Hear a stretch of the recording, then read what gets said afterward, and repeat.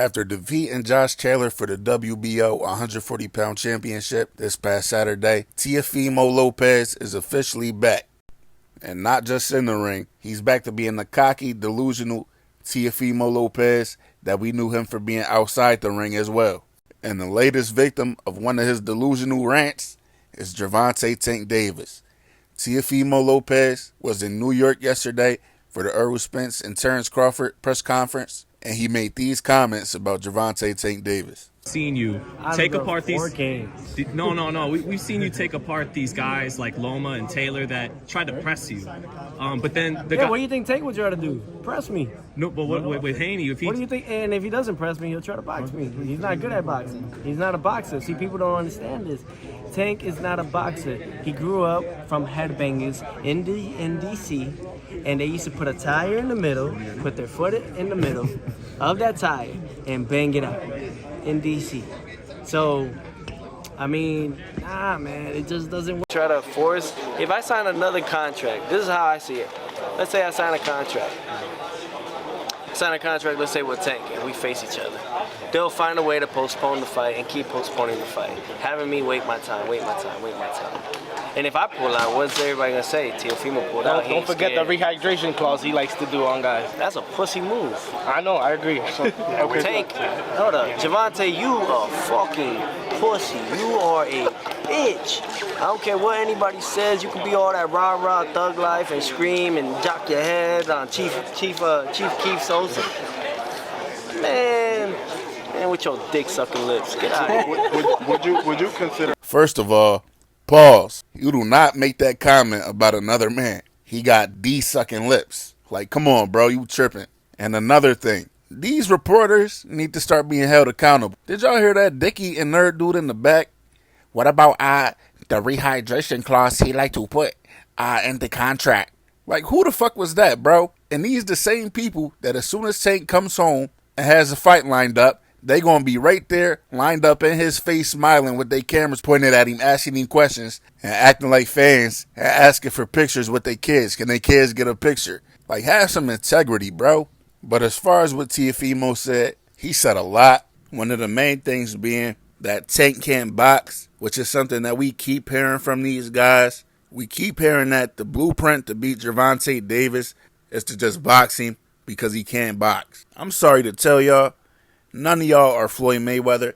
None of y'all have a big enough skill advantage, boxing-wise, just boxing skill-wise over Gervonta Davis, to where y'all just going to outbox him. You know how I know that y'all don't? Because y'all don't do it to people who aren't even on his level in terms of boxing skills. Like, sure, even if y'all have an advantage in skills, the advantage ain't big enough to where y'all just going to outbox Gervonta Davis for 12 rounds. The only one that got a real chance of doing that to Tank is Shakur. The rest of y'all, no. Y'all not doing it to the guys that ain't even on his level skill-wise. So how are y'all going to do that to him? I know it feels good to convince yourselves that, to look at his fights and be like, damn, I would do this, I would do that, and I would beat him. No, dickhead, he's going to beat you the fuck up. And I'm not even talking about Teofimo Lopez right here, even though this could include him. But I'm talking to guys like O'Shaquie Foster, Gary Russell Jr., Devin Haney, Tevin Farmer. Y'all can have the advantage of skills. Y'all can have that. But it's not a big enough advantage to where y'all going to shut him out and he's not going to get his shit off.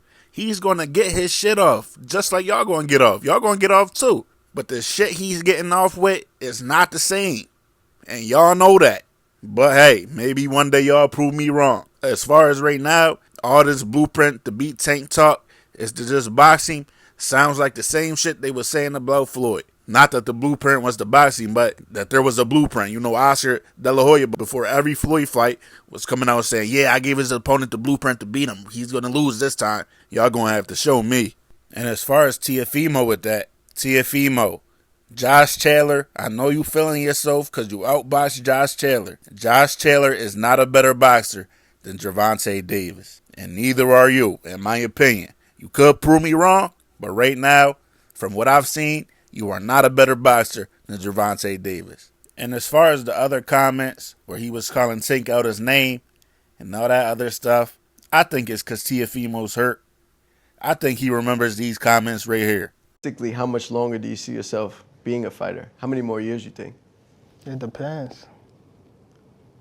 I got some people I want to get. Like who? I don't want to say their names, but Just say yes or no. Haney, yes, Lomachenko, yes, Teofimo? yes. Not really so much Teofimo. Not so much. How come? Cause it's like, I don't know, just he ain't really like. I mean, if the fight like prevents itself, then yeah. But other than that, He's not on your list. Yeah, it's not on my. He's not. I think Teofimo is hurt from that right there. I think he feel like a lot of other people, that Tank was writing him off. Because before this Josh Taylor fight, where Teofimo looked great, it was looking ugly for Teofimo. You know, everybody criticizes Gervonta Davis about jumping 10 pounds from 130 pounds to 140 pounds to fight a top 7, top 8 ranked Mario Barrios. But nobody talks about Teofimo's first fight at 140 pounds being Pedro Campa, who's ranked number 38 in the world right now. That's cool. And he struggled with him. He got the finish, and I think the 7th round, but he struggled with him. It wasn't a good performance. And then he fought Sandor Martin, who was not ranked in the top 10 at 140 pounds at the time. Now he is after how he performed against Teofimo. But again, Teofimo struggled with him. So it was looking ugly. It was not looking good for Teofimo. So a lot of people were counting him out. It was looking like the end for him. But he bounced back in a big way in that Josh Taylor fight. So I guess he remembered them comments from Tank and got that shit off his chest. Like, now what? Now what's up? And you really can't fault him for that. Nah, me. All I say is, make sure you stand on that when he come home. And if he look to make that fight with you, make sure we get that fight. Which I don't think Teofimo would duck. He's been in some big fights already. Even though he just turned down Ryan Garcia.